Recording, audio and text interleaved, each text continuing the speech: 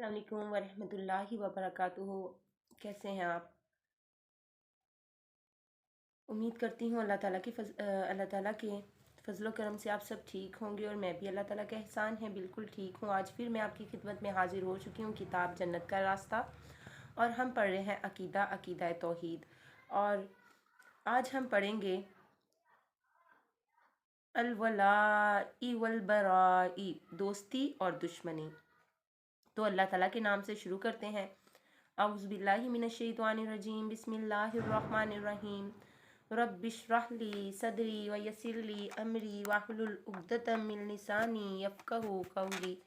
رب زدنی علما، رب زدنی علما، رب زدنی علما۔ تو ولا، دوستی سے کیا مراد ہے؟ اللہ تعالیٰ اور محمد صلی اللہ علیہ وسلم، دین اسلام اور مسلمانوں سے محبت کرنا، ان کی تائید، حمایت اور مدد کرنا ولا ہے، اور اللہ تعالیٰ اور محمد صلی اللہ علیہ وسلم پر مسلمانوں سے دوستی رکھنا واجب ہے۔ یہ سورہ توبہ میں 2:4 میں، اور بخاری میں 1:5 میں، اور مسلم میں 1:9-4 میں ہے۔ اور برا، دشمنی کو کہتے ہیں۔ برا سے مراد کیا ہے؟ یہ ہر طاغوت سے نفرت اور دشمنی رکھنا جن کی رب العزت کے علاوہ پرستش کی جاتی ہے، اور کفر اور کافروں سے نفرت اور دشمنی رکھنا برا ہے، اور کفر اور کافروں سے دوستی حرام ہے۔ یہ سورہ نساء کی آیت نمبر 144، اور سورہ مائدہ کی آیت نمبر 5:1 اور 5:7، اور سورہ توبہ کی آیت نمبر 2:3، اور ممتحنہ میں 9 نمبر میں ہے۔ ولا، دوستی کی کیا اہمیت ہے؟ انسان اپنے دوست کے دین پر ہوتا ہے۔ یہ ابو داؤد میں 4833 میں ہے، ترمذی میں 2378 میں ہے، یعنی دوستی اثر انداز ہوتی ہے۔ یہ بخاری میں 5534 میں ہے، یعنی انسان اپنے دوست کے ساتھ جتنا رہتا ہے، اس کے ساتھ رہتا ہے، تو اس کی دوستی کا انسان پر اثر بہت ہوتا ہے۔ اسی لیے کہتے ہیں دوستوں کا انتخاب کرتے وقت اچھے دوست جو ہیں ان کو اپنا دوست بنائیں، اچھے لوگوں کو اپنا دوست بنائیں آپ لوگ۔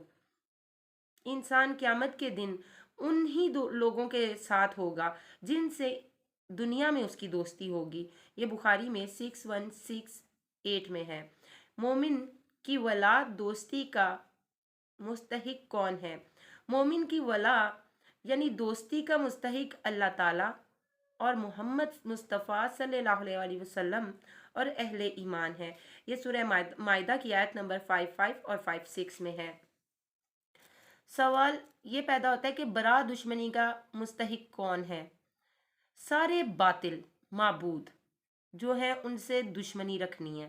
تمام اسلام دشمن کو کافر اور مشرک جو ہیں ان سے دوستی رکھنی ہے۔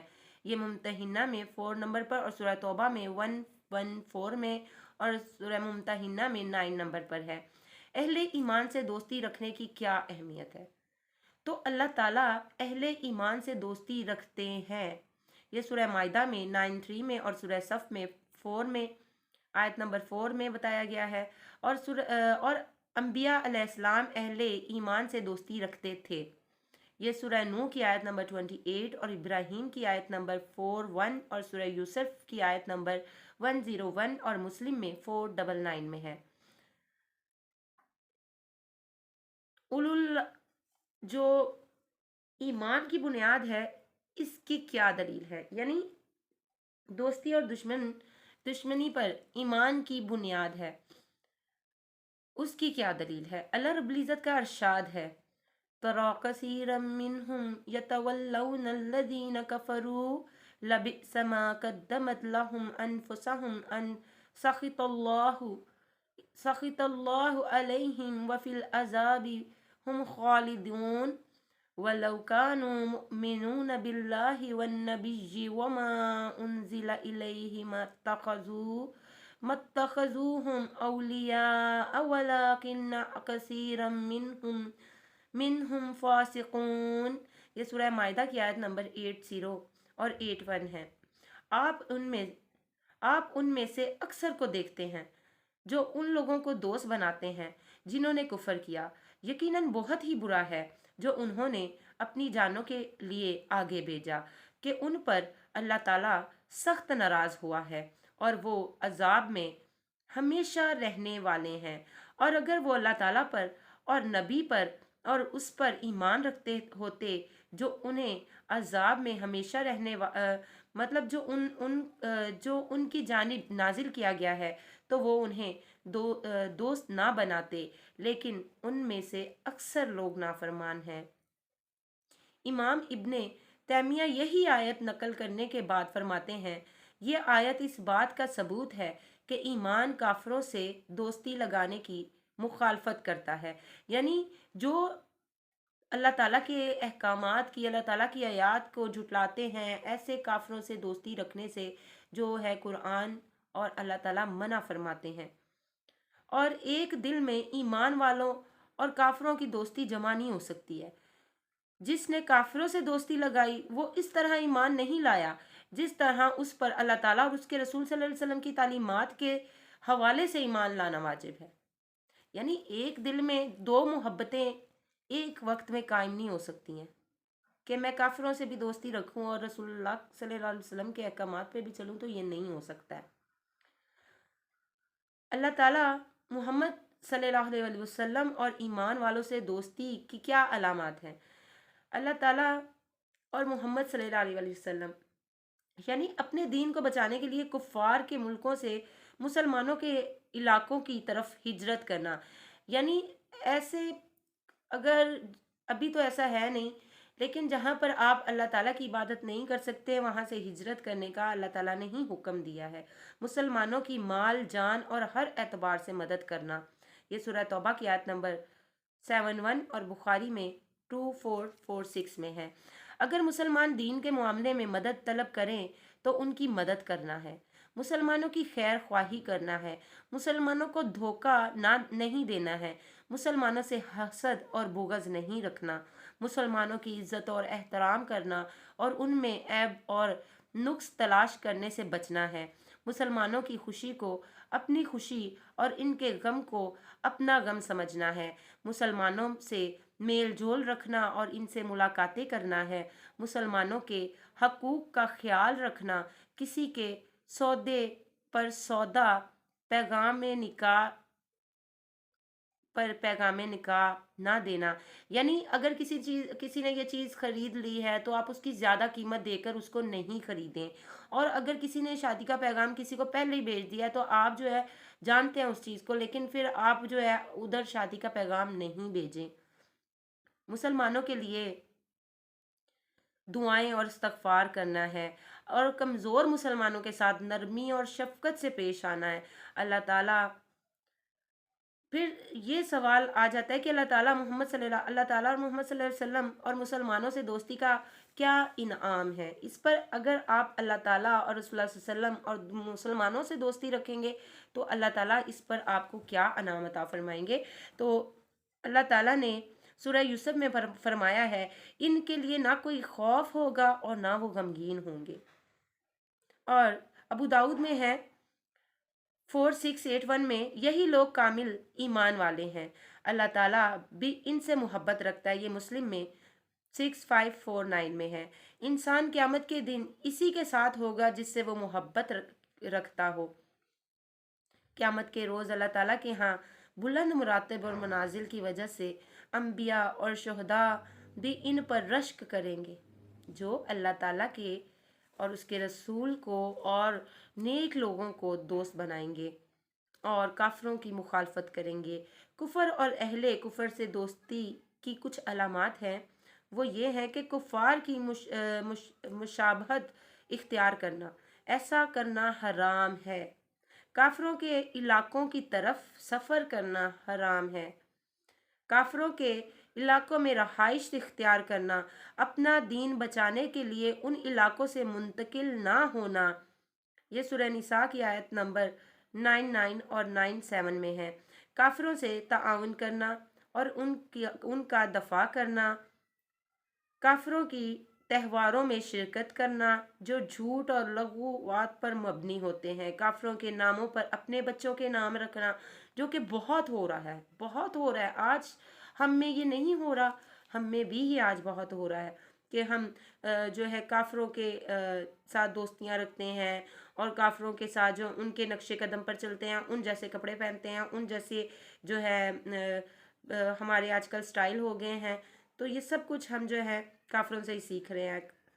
और आजकल काफिरों के नामों पर नाम भी रखे जा रहे हैं। काफिरों की तकजीब और तौर तरीक़ों की मदाह करना, हर जगह काफिरों की तारीख़ मिलादी को इस्तेमाल करना, दरअसल ये इनकी शआर में शिरकत है। काफिरों के लिए मग़फ़िरत और रहमत की दुआ करना भी मना की गई है, और ये सूरह तौबा की आयत नंबर 113 में है। और क्या काफिरों और मुसलमानों की दोस्ती मुमकिन है? तो नहीं, काफिर और मुसलमानों की दोस्ती मुमकिन नहीं है। ये सूरह बकरा में रब्बुल इज़्ज़त ने खुद फरमाया है 120 में और 135 में। और काफिरों के इलाकों में किस सूरत में रहा जा सकता है? जब हिजरत मुमकिन ना हो तब आप काफिरों के इलाके में रह सकते हैं। किसी दीनी मसलहत की वजह से, मसलन इस्लाम की तबलीग या अशात वगैरह के लिए आप उनके इलाकों में रहना जो है, अल्लाह ताला ने उसको उस पर जो है रुख्सत दी है कि आप रह सकते हैं तबलीग के लिए, या दीनी तौर पर दीन के कुछ काम के लिए आप वहाँ पर रुक सकते हैं। काफिरों के इलाकों की तरफ किस नौइयत के सफ़र करने जो जायज़ हैं, ये आपको बताती हूँ। इलाज के लिए आप काफिरों के इलाकों में जा सकते हैं, तिजारत के लिए जा सकते हैं, तालीम के लिए जा सकते हैं, इस्लाम की नशर व अशात के लिए जा सकते हैं। काफिरों के इलाकों की तरफ सफ़र करने वालों को क्या ख़ास एहतियातें पेश नज़र रखनी चाहिए? तो जी, सफ़र तभी करना चाहिए अगर ज़रूरत इन इलाकों की तरफ सफ़र के लिए बगैर बगैर पूरी ना हो। यानी अगर इन इलाकों के अलावा किसी की जान का खतरा है या नहीं बच सकता है, वहीं पर जाकर आप इलाज करवाएंगे तो हो सकता है। या तालीम के लिए यहाँ पर नहीं, ऐसी तालीम वहाँ पर जो है वो अच्छी है तो आप जा सकते हैं, तिजारत के लिए जा सकते हैं। और जब ज़रूरत पूरी हो जाए तो लौट कर आना वाजिब है।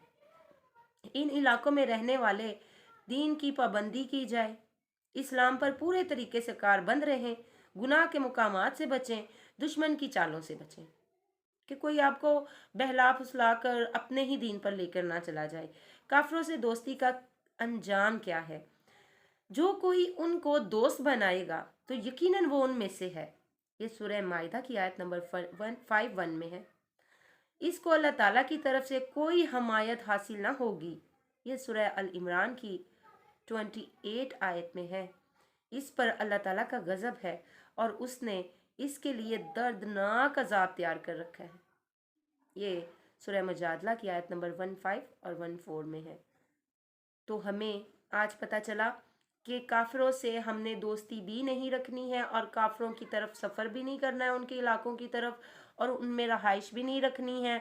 हाँ, अगर कोई बहुत मतलब जान का ख़तरा है या हिजरत करना मुमकिन नहीं है, आप बाहर निकलोगे तो कोई आपको मार देगा, तो आप वहाँ पर रह सकते हैं।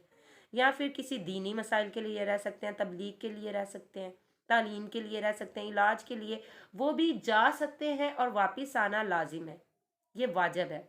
तो इसी के साथ हम इंशाल्लाह अपना मुहासबा करेंगे जो आज हमने पढ़ा है। तो इसी के साथ आज का टॉपिक यही था, और अल्हम्दुलिल्लाह हम इंशाल्लाह अगले टॉपिक के साथ कल मिलेंगे। अपनी दुआओं में याद रखिएगा। जिन लोगों ने चैनल को सब्सक्राइब नहीं किया वो चैनल को सब्सक्राइब कर लें। इसी के साथ दुआ में याद रखिएगा। अल्लाह निगहबान। अल्लाह हाफिज़।